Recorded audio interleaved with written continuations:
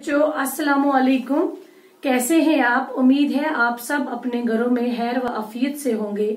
अल्लाह पाक आपको अपनी निगरानी में रखे।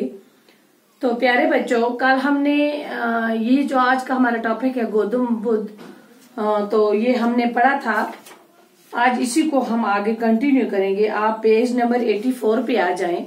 इसकी पहला जो यहाँ पर पैराग्राफ है ये हम पढ़ेंगे। 29 बरस की उम्र में गौतम ने अपनी अज़दवाजी जिंदगी से किनारा कशी का फैसला किया। अज़दवाजी जिंदगी बोलते हैं बच्चों शादीशुदा, शादी के बाद की जिंदगी, ठीक है, उसको बोलते हैं।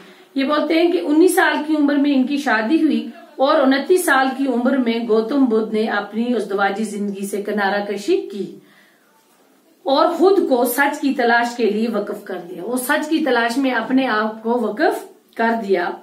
वो महल से रवाना हो गए। उन्होंने अपनी बीवी, अपने नौमूलूद बच्चे बोलते हैं जो बच्चा अभी अभी पैदा हुआ हो, तो उसको ये नया पैदा हुआ बच्चा, जो बच्चा नया पैदा हुआ हो उस बच्चे को भी और अपनी बीवी को भी छोड़कर और तमाम दुनियावी एहसासात को तर्क कर दिया। मतलब सारे जितने भी ऐश व आराम थे दुनिया के, उन्होंने उस सारी चीज को तर्क कर दिया, छोड़ दिया।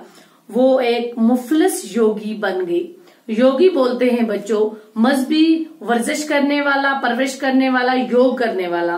तो उसने अपने मजहब के लिए वो उसका योगी बन गया।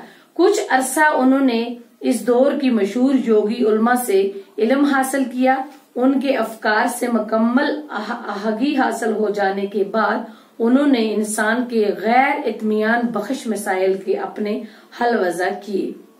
तो वो वहां का जो उस जमाने का जो मशहूर योगी उल्मा वहां पे था, इन्होंने उससे अपना मतलब इल्म हासिल किया और हर चीज उनसे जानी और इंसान के गैर इत्मीनान बख्श मसाइल के बारे में भी उन्होंने उनसे सीखा। ये ख्याल आम है कि इंतहा दर्जे का जहन सच के रास्ते को हमवार करता है। गौतम ने खुद भी एक सन्यासी बनने की कोशिश की और कई साल वो फाका कशी और खुद अजीती के मरहल से गुजरते रहे। उनका ये ख्याल था कि इंतहा दर्जे का ज़हन, सच जब इंसान के दिल में आ जाए, सच के लिए इंसान ठान ले, तो उसके लिए हर रास्ता जो होता है, पहले तो वो रास्ता दुश्वार होता है, उसके बाद वो रास्ता हमवार हो जाता है।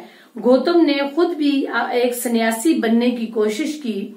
सन्यासी बोलते हैं फकीर, जिसने दुनिया